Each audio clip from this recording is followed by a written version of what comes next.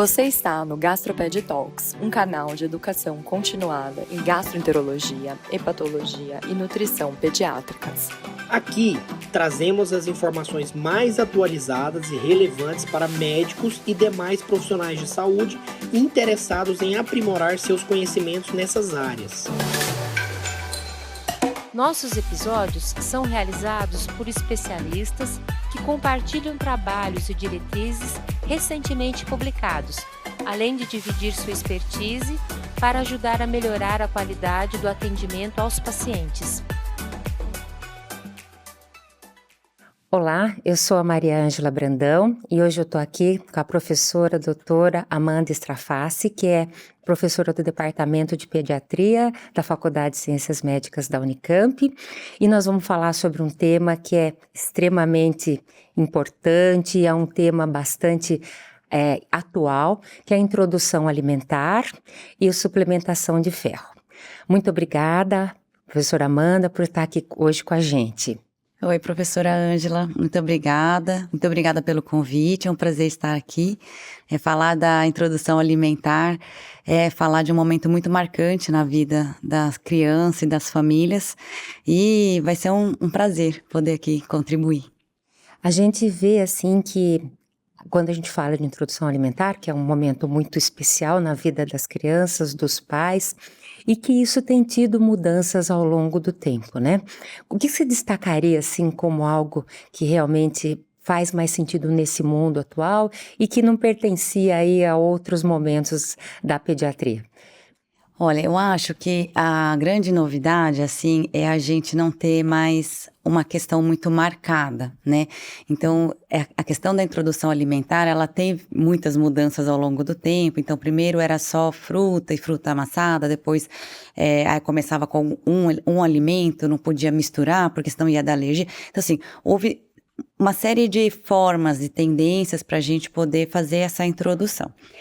E atualmente o que a gente tem, que a gente precisa primeira coisa que é a mais importante, é comida de verdade, então não é alimento infantil para a criança, é a comida, de preferência a comida da família adaptada, lógico, à etapa de vida e como está o desenvolvimento da criança. Então isso eu achei muito interessante, não tem mais aquela coisa fixa de uma regra, onde você precisa fazer tudo separado para a criança, às vezes até numa situação um pouco artificial, né, onde você tem que preparar tudo separado, fazer tudo, né, diferente, e aos poucos você vai incluindo na rotina da família. Hoje não, hoje a gente já orienta que seja feita uma adaptação ao que a família já como a família se alimenta, né? E que a criança já entre nessa rotina de almoço e jantar junto com a família, lógico, com as suas adaptações, né?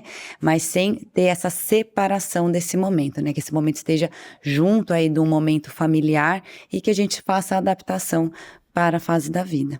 É que a gente ouve, assim, essas diferenças geracionais, na minha época não era assim, e a questão também que eu acho que é um conceito que muda muito, é o que você falou, comida de verdade, né, que antes não se pensava tanto nos ultraprocessados como algo nocivo, como a gente pensa hoje. E uma das polêmicas que a gente vê, que dá, inclusive, interferência pelas diferenças geracionais, é a questão do açúcar e do sal, né? Minha pergunta é como que a gente coloca a comida da família nessa questão do açúcar e do sal? Nossa, na prática. Eu estava aqui respondendo, falando, eu preciso falar disso. Porque é uma coisa assim que o pediatra, ele tem essa missão, né? Porque quando você está ali numa consulta, explicando para uma família, assim, o que é o melhor para aquela criança, e a família está envolvida, né, em promover o que é melhor, você causa uma reflexão sobre o que como essa família está se relacionando com o alimento e qual é a qualidade que a família em si tá usando, né, está se nutrindo. Então, quando a gente fala assim, olha, é uma adaptação da comida da família, mas a pergunta precisa vir, né, como é a comida da família? é uma comida que a gente vai chamar de verdade. O que a gente quer dizer com comida de verdade? Alimentos in natura, né? Evitar ao máximo os ultraprocessados, eles não devem fazer parte de uma rotina alimentar, né? Então, alimentos saudáveis. Não usar os temperos prontos, que às vezes são coisas muito sutis, né? Saber definir o suquinho, né? Que vem um suquinho natural, o suquinho artificial, vem tudo com esse nome suco.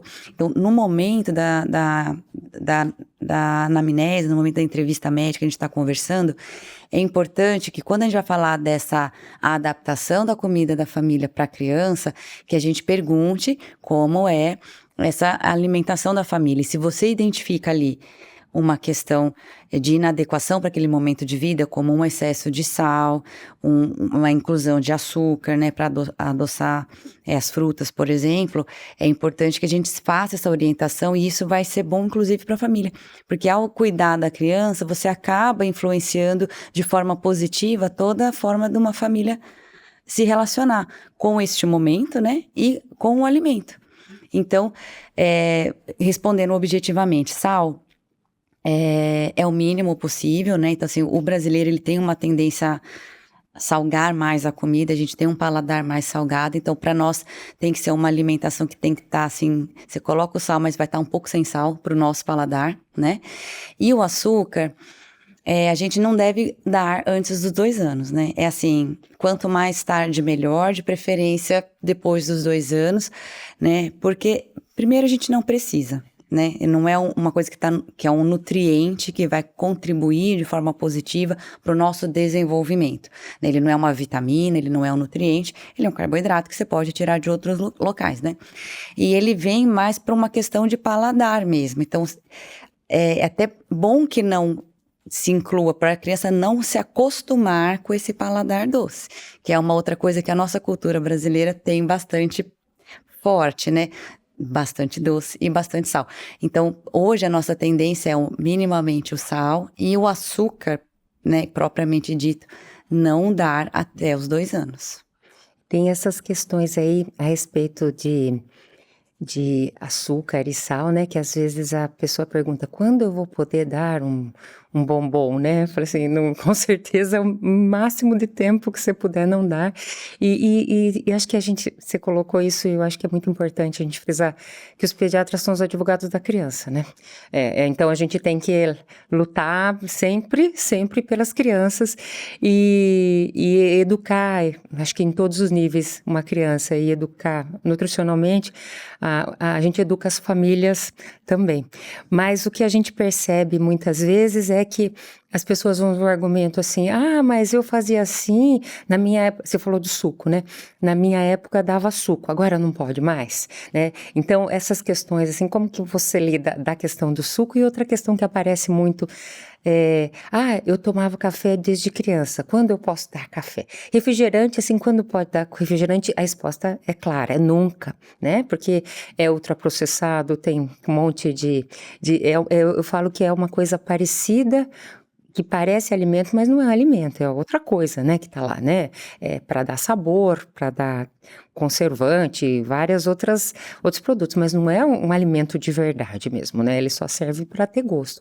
Mas essas questões, assim, que são até um pouco culturais, a questão do café e a questão do suco, como que você acha que você tem visto isso, as orientações para isso? Obrigada por essa pergunta. Eu acho que é muito interessante a gente conversar um pouco sobre isso, né?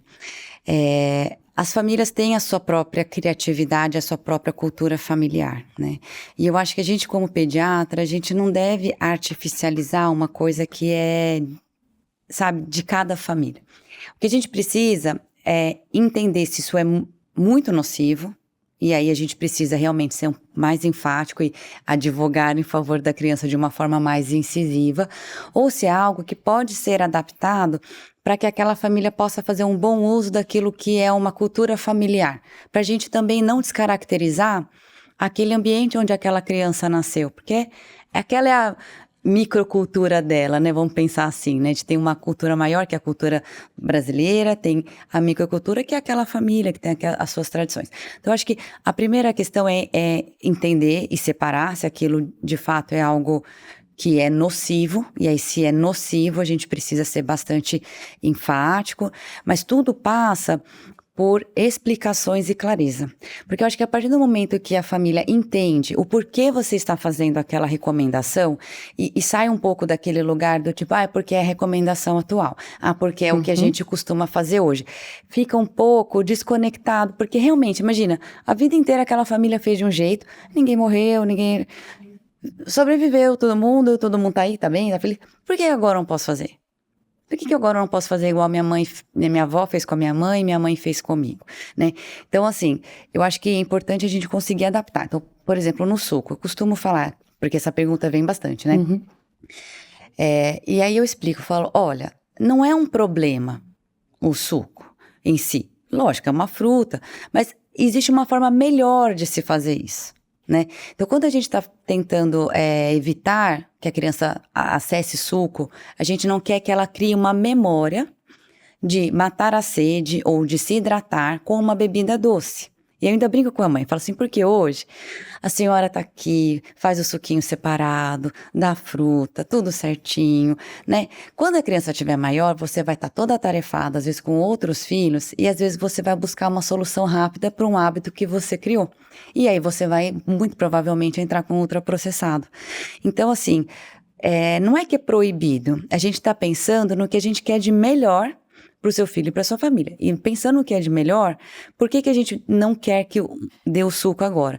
Que é para a criança se habituar a se hidratar e a matar a sede com água, que é um produto natural, o melhor que tem, né, em termos de hidratação, que fica um pouco esquecido, porque sempre que você vai competir um suco com água, em geral, o suco vai ganhar, né? Com certeza. E assim, importante criar essa memória, né, de que água é bom, de que tudo, que é bom almoçar tomando água, porque a gente perdeu esse hábito também, né, a gente criou esse hábito de que tem que almoçar tomando uma bebida doce, e isso, o suco natural no contexto de um bebê que está crescendo, ele não vai ser tão deletério, mas se pegar uma criança maior ou um adulto que se acostumou com isso e não consegue tomar água na hora do almoço, ele vai para um refrigerante, então ele vai criar uma memória obesogênica, que é o que a gente não quer, né, no sentido de uma tendência à obesidade. Então eu acho que trazer isso com clareza, porque aí ela vai poder compreender e talvez ela mesma fazer um caminho do meio no contexto da família dela, né? Então, então de segunda a sexta vai ser a frutinha, depois do almoço não vai ser o suco. Mas no final de semana, quando tiver todo mundo confraternizando, aí talvez eu escolha o suco, mas sabendo que é uma exceção, né? Sabendo que na exceção a criança não se habitua a matar a sede com isso, né? Então eu acho que ele consegue fazer uma escolha melhor. E essa explicação que você deu, que eu gostei muito, você acha que também vale para a pessoa ter menos paladar para o açúcar, quando a gente fala de consumir açúcar posteriormente, e consumir pouco sal como um hábito, porque a gente já tem muito diabético, já tem muito hipertenso, a gente pensar que essa criança ao longo do tempo vai reproduzir esses hábitos adquiridos numa fase precoce, também ajuda, né? Eu acho que talvez seja a mesma linha de pensamento. Ajuda muito, né?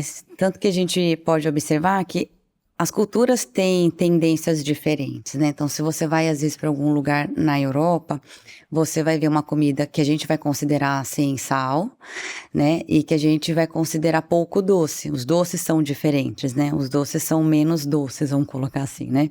A gente, às vezes, está comendo ali uma sobremesa e tem junto uma paçoca que está ali quebrando para fazer um crocante em cima e um leite, que o negócio já é doce. E a gente põe mais doce e acha que tá tudo bem. E às vezes em outro local aquilo ficaria até intragável de tão doce. Então existe essa memória cultural, né, e individual. E a gente conseguir talvez fazer essa quebra geracional, a gente fala assim, né, que uma geração vai se sacrificar pela outra, né? As famílias, né, vão ter que fazer uma alimentação com menos sal, talvez até se expor a uma situação que nem acha tão saboroso, porque o sal não está tão pesado e o açúcar também não, mas para aquela criança, aquela geração, já ter uma memória melhor e isso vai passando. Então alguém vai ter que pagar esse preço e a gente não quer que seja a criança. Não, as crianças não. As crianças não vão ser. Então eu acho que é nessa linha, né, da gente tentar desenvolver uma geração com um paladar mais saudável. E assim, em termos práticos, a gente que entende que a vida é muito corrida, aquela memória que se tem, eu vou fazer a comida separado para a criança, dá o dobro de trabalho, né? Então, é muito mais, vamos dizer, prático e saudável para o resto da família que tudo seja incluído na mesma hora de produção dessa alimentação, né? É muito interessante, né? Às vezes na consulta eu falo, gente, não sei, pareço até que trabalho com culinária, porque na consulta você vai perguntando umas coisas que a gente que fica com os alunos supervisionando, eles falam, mas professora, como é que você pensou em perguntar isso? Que a gente já tá, né, acostumado. Aí você pergunta, como é que você tempera o seu arroz? Aí eles ficam olhando, mas você vai perguntar como tempera o arroz? Médico pergunta isso. Pergunta isso, porque se a mãe usa um tempero pronto para fazer o arroz, ela não vai poder usar esse arroz para adaptar. Então a gente às vezes precisa entrar num nível de detalhamento que às vezes parece que não faz muito sentido dentro de uma consulta médica, mas que é importante para fazer uma orientação.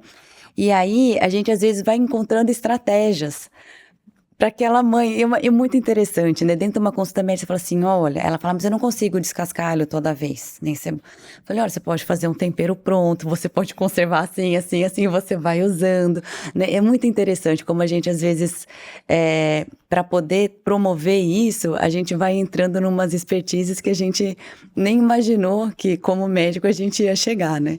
E tem coisas que são muito populares, que é difícil até de você pensar, né? Que por exemplo, tempero pronto, esses que são tipo caldo em tabletinho, as pessoas nem lembram que colocam, né? Então, se você não perguntar, ela não vai falar. E outra coisa que eu vejo que é muito comum é suco de pozinho, né? Se você falar assim, toma o quê? Suco. Mas daí você vai perguntar qual? De pozinho, então.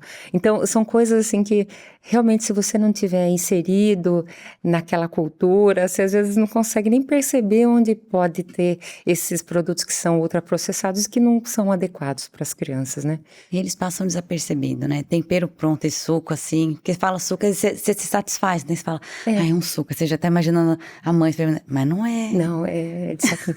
É o de saquinho. E essa questão que você colocou da alimentação tem muito a ver, assim, você falou de usar a comida, lógico, que está sendo feita ali para a família, mas, assim, queria que você falasse um pouquinho mais sobre texturas e como adaptar essa comida que seria da família para as diferentes fases aí, para promover aí uma boa introdução. Bom, esse tema é muito interessante também, né? Porque ele também veio sofrendo mudanças ao longo do tempo, né? A gente sai de uma fase da sopinha, que depois vira uma papinha mais grossa, e é para hoje que é assim, vamos adaptar o que se come em casa. Quando a gente fala em adaptar o que se come em casa, a gente vai falar também da variedade, que é uma coisa que também teve uma mudança importante, né? Antes a gente separava alguns alimentos, né? Fazia uma introdução diferenciada, como a gente já conversou no começo. Agora, a variedade, ela é importante. Então, você já começa com tudo desde o começo, né? Então, é importante deixar isso claro. Então, você tem arroz, você vai pôr arroz, tem feijão, você vai pôr feijão. Não precisa dar um dia o arroz, depois de uma semana dar o feijão. As verduras, né? E, inclusive, a proteína, né? As carnes. O que é importante? Então, falando de variedade, a gente já começa com tudo de uma vez, não vai fazer separadinho, né? Falando de textura, o que é importante? O que não deve liquidificar, peneirar e manter uma consistência líquida ou semilíquida. Isso não é adequado. Para começar, o que a gente recomenda é que quando você vai pegar a colherzinha, ele fique numa consistência que não escorra.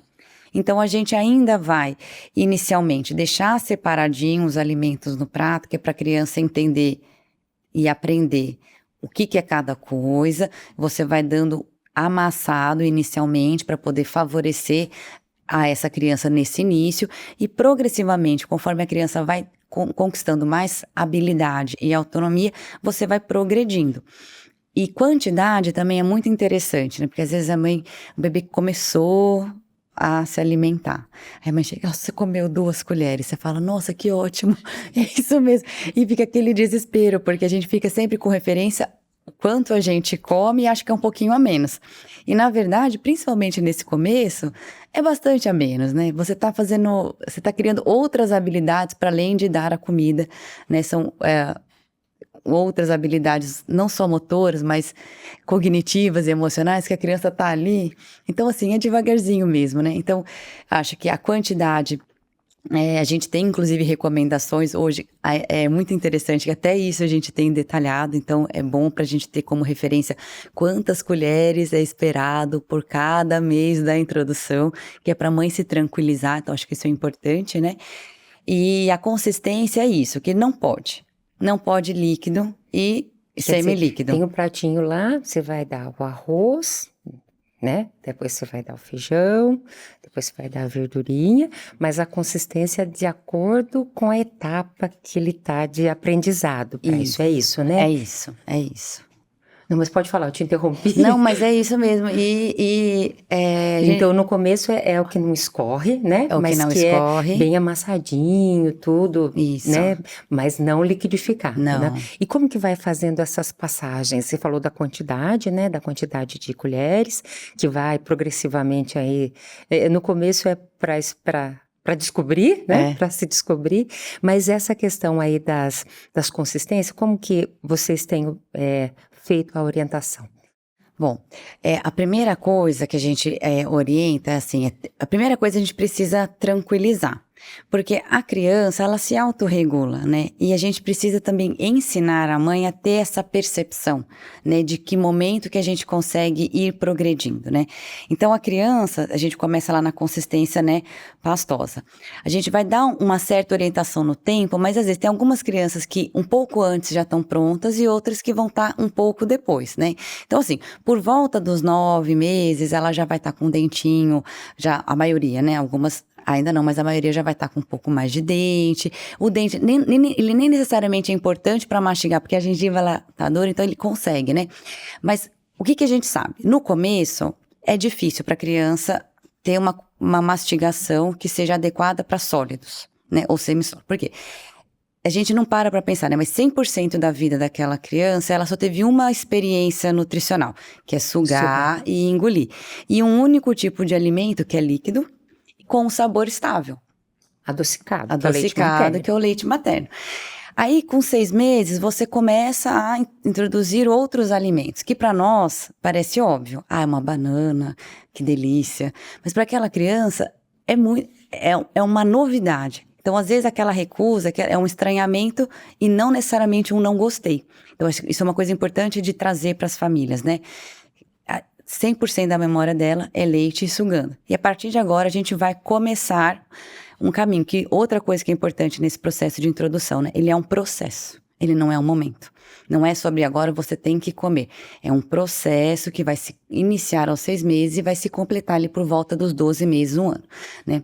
Então, no começo, é difícil, porque ela não tem esse desenvolvimento. Então, ela precisa criar. Então, é mais adequado que a gente aumente um pouco essa consistência, que vai então para esse amassado, né, que seria aí um semissólido ou um pastoso mais espesso, para a criança ir aos poucos transicionando, né. Conforme a gente percebe que ela já tem uma coordenação de tronco, né, onde ela já consegue pegar um pouco mais de facilidade os alimentos, né, porque isso faz parte também da nutrição, né, essa bagunça que a criança faz, ela faz parte do processo da introdução alimentar, né. E você começa a perceber, né, que a criança tá com uma coordenação de mastigar e engolir melhor, você tá autorizado a progredir, né? Com o cuidado de não fazer pedaços muito grandes, porque ela ainda não tem toda aquela destreza, né? E isso pode gerar engasgo.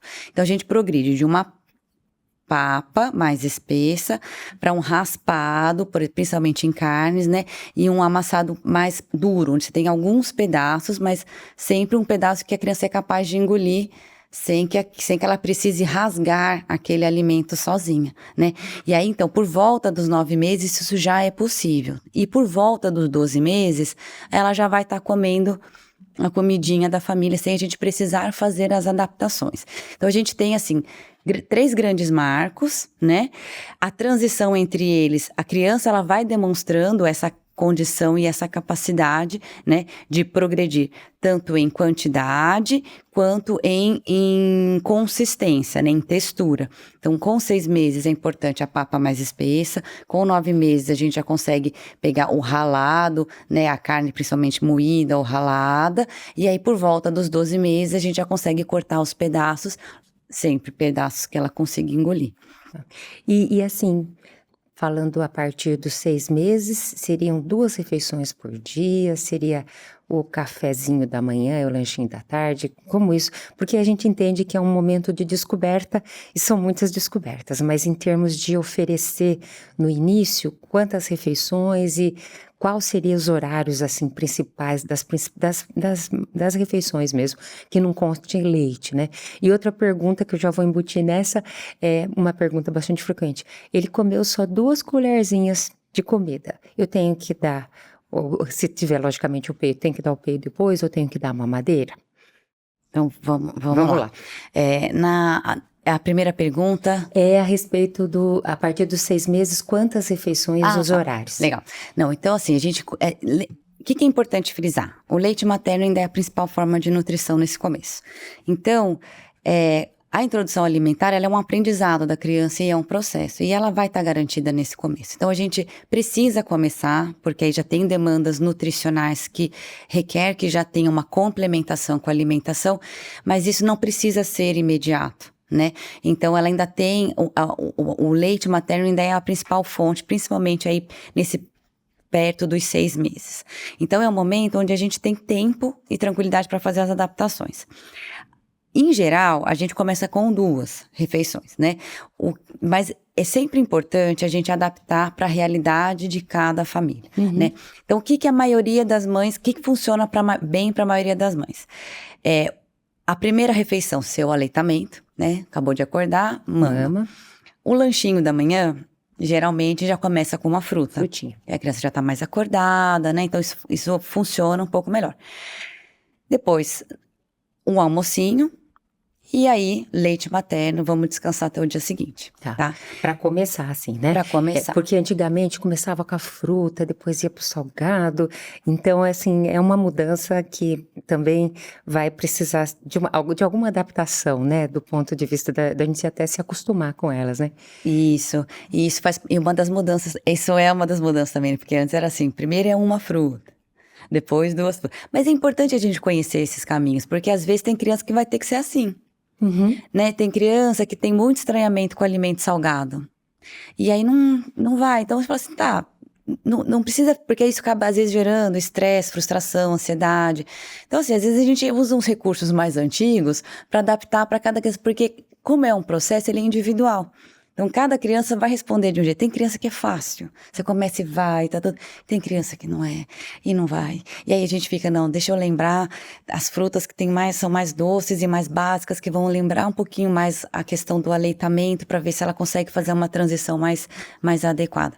Então, a princípio, hoje a recomendação é essa, mas nesses de 6 a 7 meses, o leite do peito está garantido. Então, assim, garantindo a nutrição da criança, desculpa.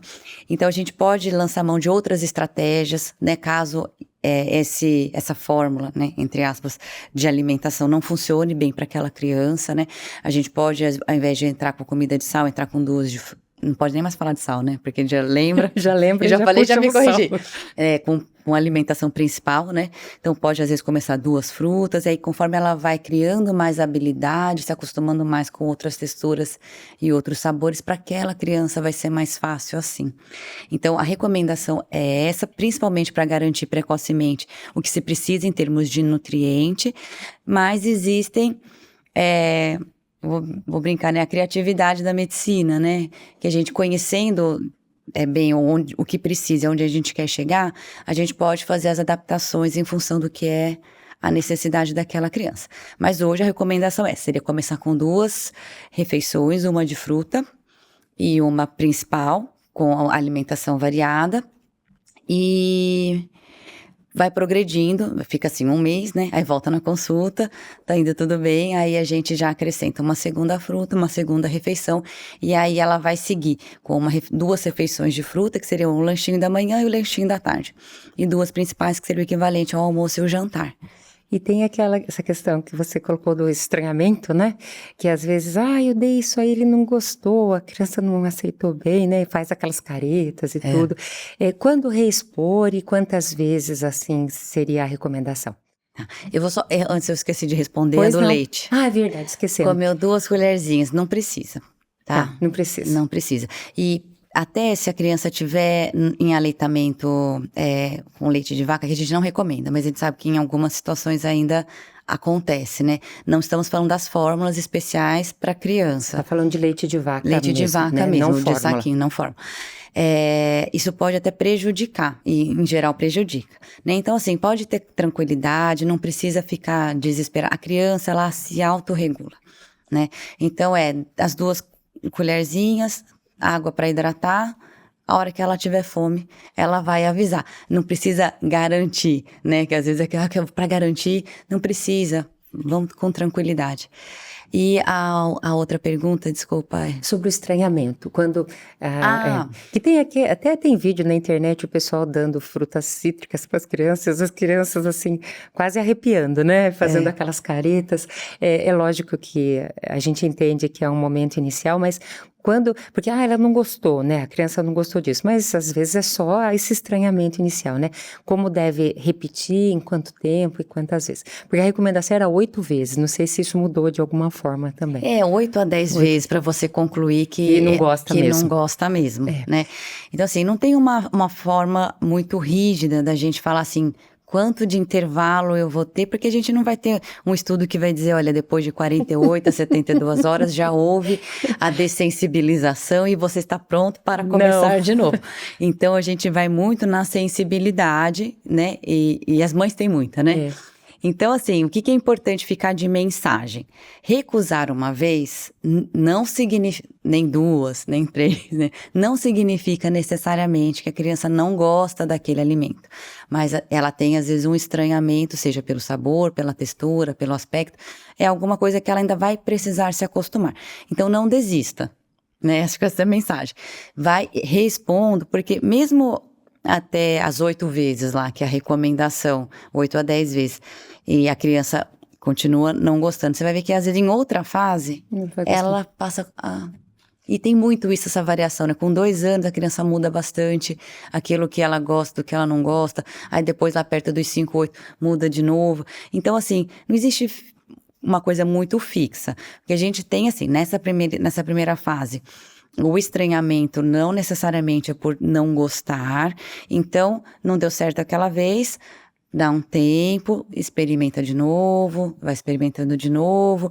E aí, se você vê que repetidamente, você pode dar um tempo maior, né? Mas às vezes você vai ver isso, a criança vê a mãe consumindo aquilo que ela recusou, aí dá certo. O da mãe dá certo, e aí passa a funcionar. Então, eu acho que é isso, é só não desistir, insistir mais algumas vezes, né? Porque não necessariamente a recusa significa não gostar.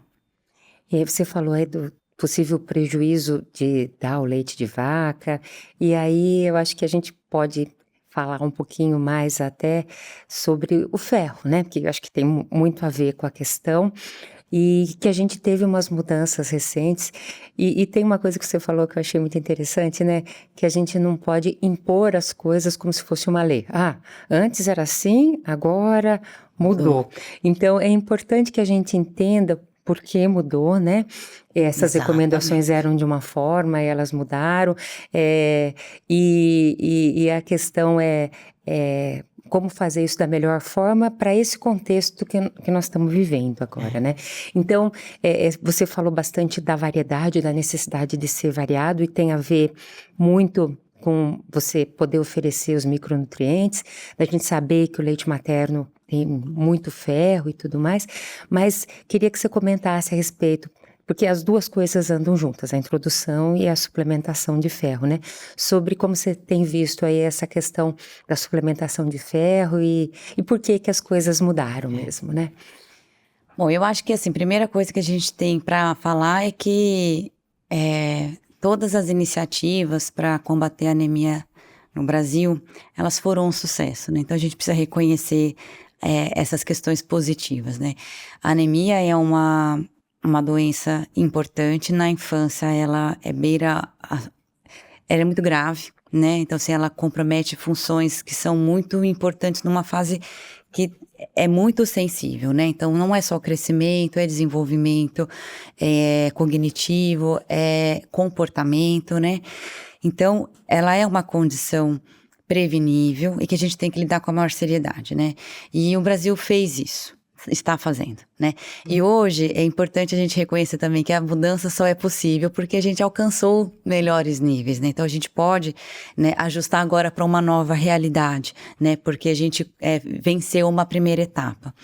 Então, eu acho que é muito interessante a gente tratar esses dois temas, porque como você mesmo colocou, eles são temas que caminham juntos, né? Por que caminha junto? Porque é isso, a hora que a criança começa a comer, lá 6 meses começou a comer. Até os 6 meses o leite materno está garantido, está tudo certo, ele é suficiente para suprir toda aquela necessidade daquele desenvolvimento até os 6 meses.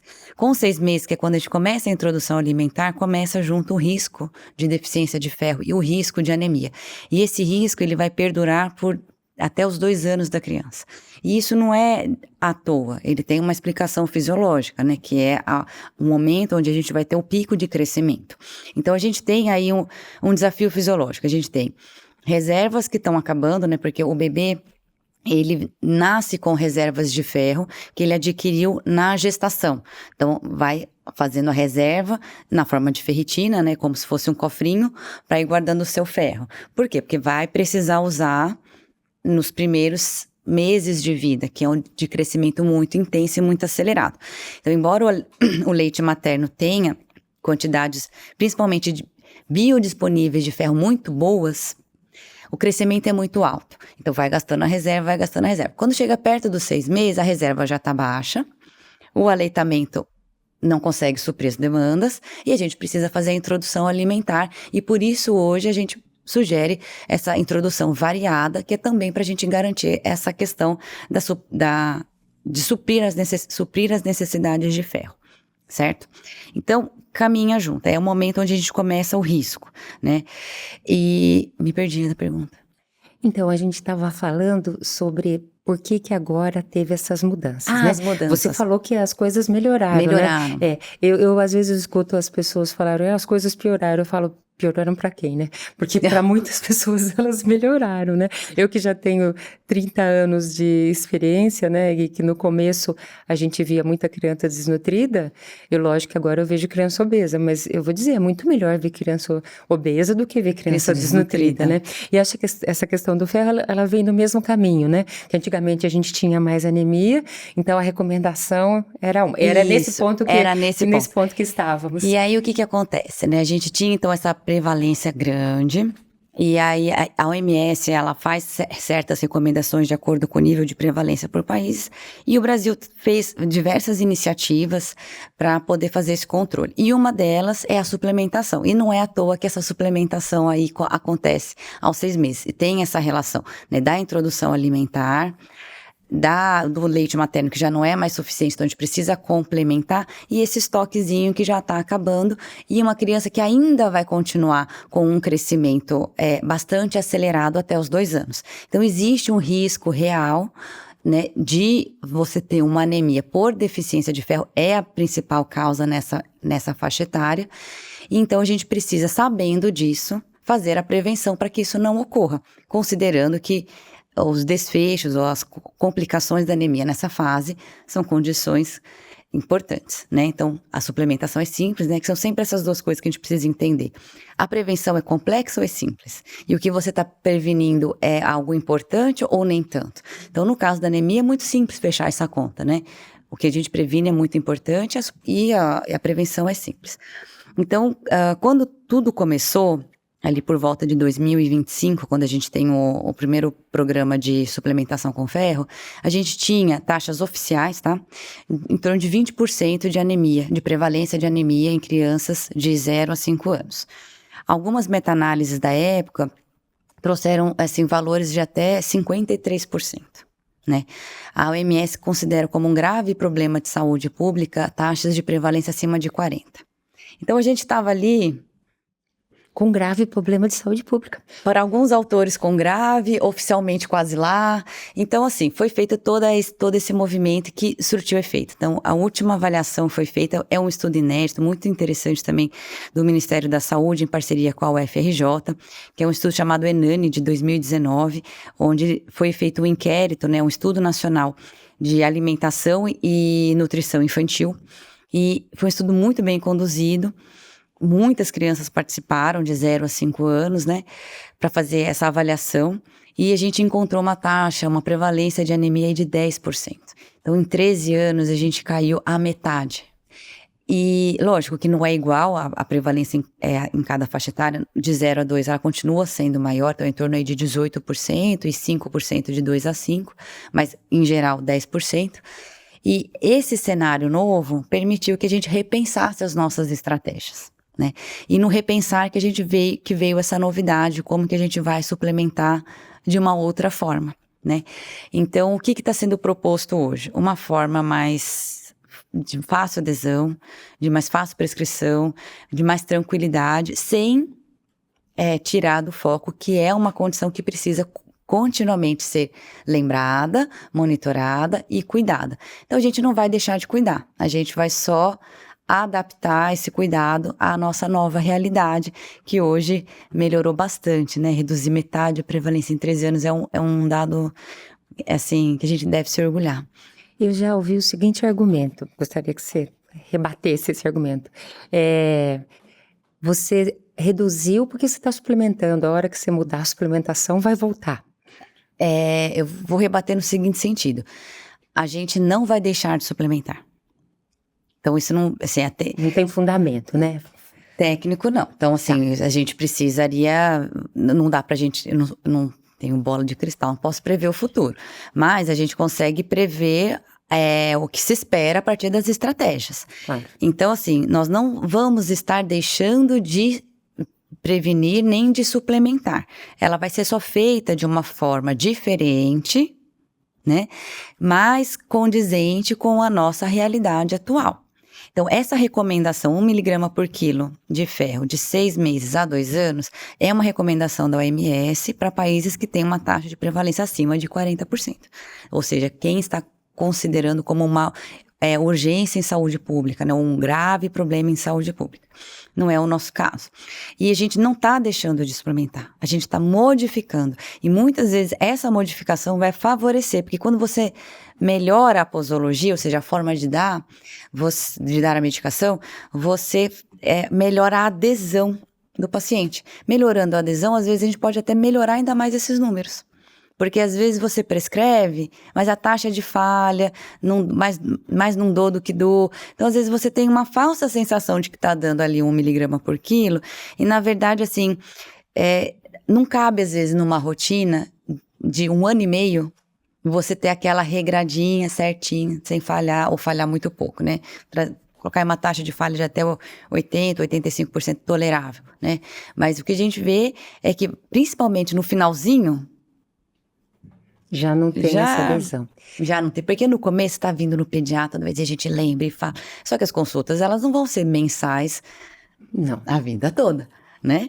Então, conforme a gente vai espaçando, as lembranças também vão espaçando.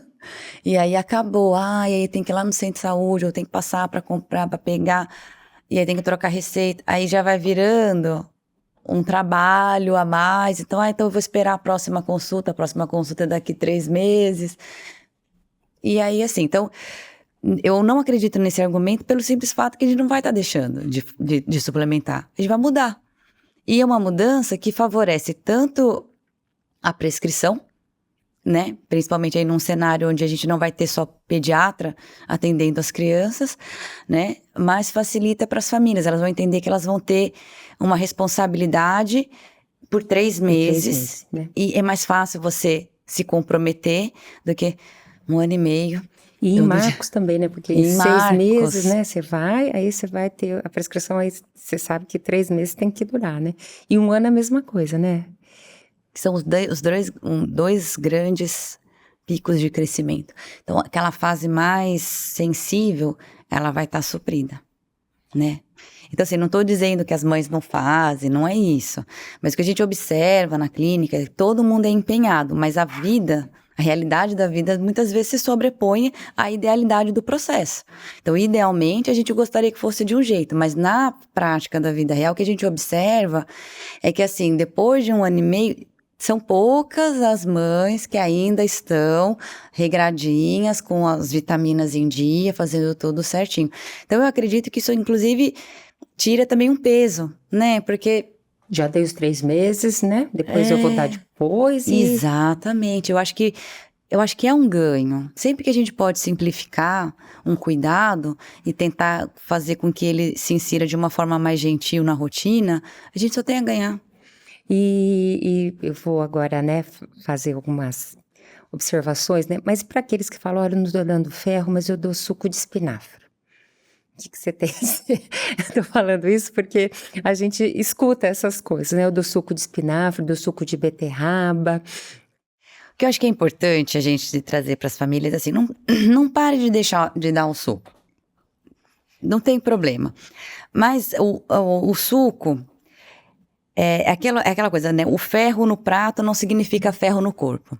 Então, para o ferro sair de um alimento in natura e de fato ser incorporado, existe... Principalmente o ferro vegetal, de origem vegetal, ele tem que passar por uma série de processos e que podem sofrer várias interferências que muitas vezes daquele suco todo lá que você tomou, nem 2% vai ser de fato incorporado, né? Então, assim, quando a gente pensa sobre a suplementação, a gente está falando, lógico, em termos de saúde pública. Quando a gente pensa em saúde pública, a gente não individualiza. A gente entende o problema de uma forma global e a gente trabalha com probabilidade. É mais provável que a sua criança precise do ferro do que ela não precise. Então, a gente vai... Garantir, porque a anemia é um freio para o crescimento, um freio para a aprendizagem. Ninguém quer isso. Então, a gente vai garantir. O prejuízo é grande. Prejuízo então, muito grande. A gente precisa, assim, o garantir é mais seguro, né? Então, eu acho que a primeira coisa é trabalhar com essa clareza. Olha, é bom, né, dar o suco de espinafre. Acho que é importante a gente validar quando as práticas das famílias, quando elas não são, novamente, deletérias ou um problema. Então, assim, se é uma coisa que a mãe faz, ou o cuidador, o responsável faz, pensando num benefício, é um carinho, né, um gesto de amor que eu acho que vamos fazer, não tem problema. Mas é importante a gente trazer essa informação com clareza que não é garantia, que tudo aquilo que você pega às vezes na lista do quanto que tem no espinafre, na laranja e a vitamina C, você não tem como garantir que aquilo de fato vai ser absorvido. Né? Porque tem muitos fatores que influenciam e é um momento que a gente não pode se dar o luxo, né, de vou testar e depois ver o que acontece, né? Então, eu acho que é isso. Acho que vamos manter aqui o seu suco, mas esse aqui vai garantir que, mesmo quando tiver alguma interferência... Tá garantido. Tá garantido. Tá certo. Amanda, eu adorei a nossa entrevista, foi ótima, gostei muito. Queria que você complementasse da forma que você quisesse e depois deixasse as suas mensagens aí para o pessoal que está nos ouvindo. Eu adorei participar, acho que é um tema muito interessante. Eu acho que... Se fosse deixar, a gente conversava muito sobre isso, mas uma hora tem que parar. Agradecer a oportunidade, o espaço, espero que a gente possa clarear, né, um pouco mais sobre essas novidades ter clareado, né, porque às vezes a novidade chega e a gente está acostumado a falar, será? Fiz assim até a vida inteira. Então, eu acho que é interessante a gente poder conversar do ponto de vista prático e real, né, e eu acho que assim, como uma mensagem, esse momento, assim, da introdução alimentar, desse risco, né, de deficiência de ferro, é um momento único. E se a gente consegue acertar 3 pontos nesse começo, a gente tem grande chance de garantir um desenvolvimento e um crescimento bem adequado. Então, acho que assim, mensagem, né? Introdução alimentar é com comida de verdade, né? A variedade é importante para que a gente possa introduzir alimentos que sejam ricos em ferro, né? E a suplementação, ela é importante nessa fase. E a gente conseguindo acertar esses 3 pontos, a criança vai passar por essa fase de risco de uma forma tranquila, garantindo aí tudo que ela precisa para crescer e se desenvolver de uma forma saudável, que é o que a gente espera. Queria agradecer pelo convite, agradecer pela oportunidade e vamos para o próximo. Ótimo, obrigada, Amanda. Vocês ouviram, então, a professora doutora Amanda Strafati. Você nos ouviu até aqui, deixe o seu like e se inscreva nos nossos canais para receber as nossas notícias e novas publicações. Obrigada. Fique por dentro das últimas novidades e descobertas em gastroenterologia, hepatologia e nutrição pediátrica no nosso canal do YouTube e também presente nas principais plataformas de podcast.